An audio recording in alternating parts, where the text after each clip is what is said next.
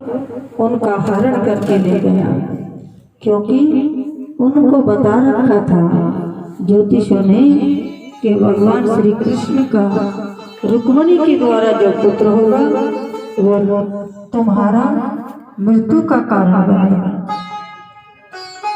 और भगवान के पुत्र को होते ही शंबरासुर उठाकर ले गए और समुद्र में डाल दिया।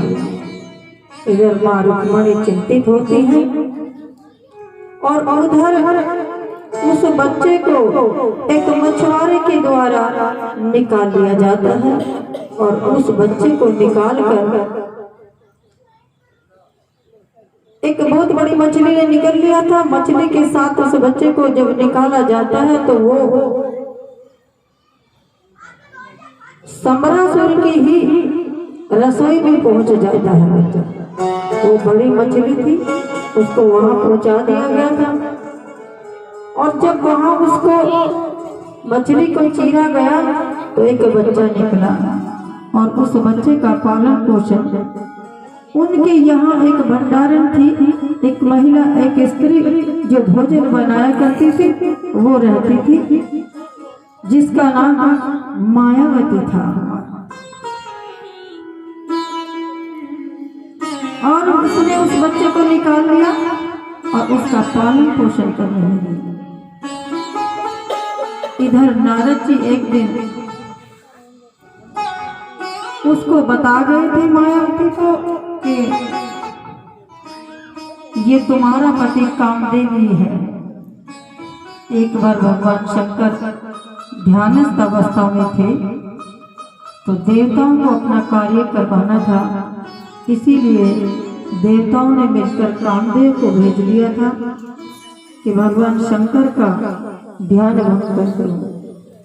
और जब कामदेव भगवान शंकर का ध्यान भंग करने का साहस करने लगा तो भगवान शंकर का तीसरा नेत्र खुल गया और कामदेव वहीं पर भस्म हो गया। और जब उनकी पत्नी विलाप करने लगी तो भगवान शंकर ने उनको वरदान दे दिया था कि द्वापर में स्वयं भगवान श्री कृष्ण के पुत्र बनकर आएंगे और तुम वहां चली जाना। मायावती को भी पता चल गया, वो उस बच्चे को पालन पोषण करती है, लेकिन उसका भाव दूसरा है।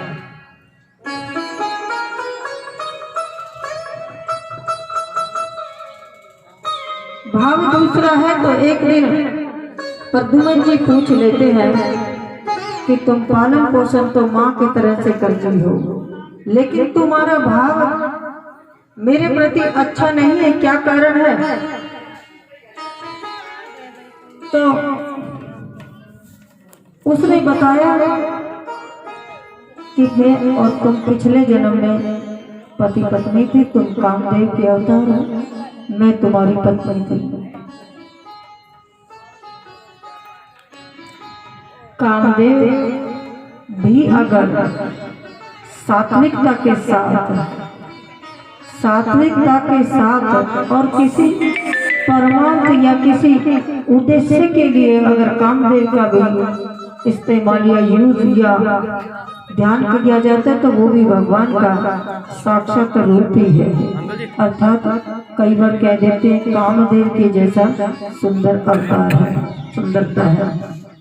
तो भगवान के ही अंगों से वो प्रद्युम्न या अनिरुद्ध सब भगवान के ही अंश अवतार थे, कोई पुत्र कोई परपौत्र बनकर आए हुए थे। इधर जब जैसे ही प्रद्युम्न को पता चला कि शंबरासुर मेरा दुश्मन है और मैंने इसका वध करना है, वो शंबरासुर के सामने जाकर गरजने लगे और उन्होंने उसको युद्ध के लिए ललकार दिया। और युद्ध के लिए ललकार दिया तो शंबरासुर थोड़े डरे कि जिसे मैं मारना चाह रहा था वो मेरी महल में पनप रहा था, जिसको भगवान बचाना चाहे जाको राखे साइया मार सके न कोई। और कहते हैं जितने तारे गगन में इतने शत्रु हो, हरि की कृपा हो तो बाल ना बांका हो। कितने भी शत्रु हो, अगर ईश्वर की परम कृपा जीव पर बनी रहती है, भक्त पर बनी रहती है, तो उसका कोई भी कुछ नहीं बिगाड़ सकता है। और प्रद्युम्न ने सम्रासुर का वध करके और रुक्मिणी के महल में अपनी पत्नी के साथ आकर के प्रणाम कर लिया माँ को। अब माँ पहले तो बहुत दुखी थी कि भाई मेरे पुत्र को होते ही कोई उठाकर ले गया, चोरी हो गया, लेकिन बहू के साथ जब बेटा आ गया तो और प्रसन्नता हो गई।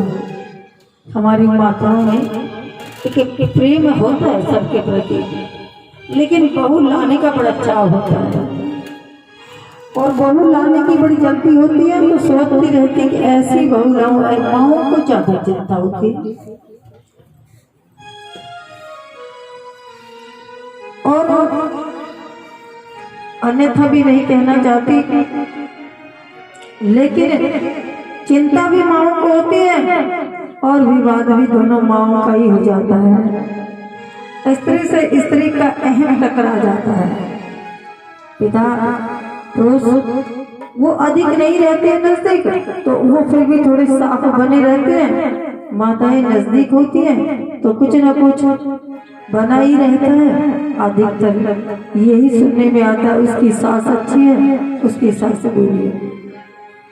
तो माँ का ये हृदय होता है, चाहती है हमारे पुत्र का विवाह जल्दी जल्दी हो जाए। एक दिन भैया ने गाया था कि छोटे से कन्हैया भी कहते हैं कि मेरा ब्याह करवा दे जल्दी से, फिर मैं तुझे काम नहीं करने दूंगा, सुंदर से चौकी पे बैठाकर तेरी सेवा करवा दूंगा।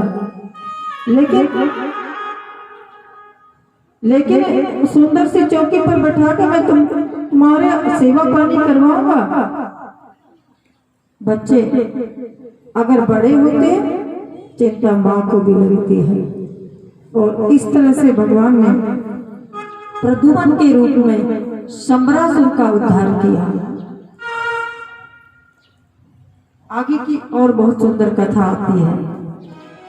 अब भगवान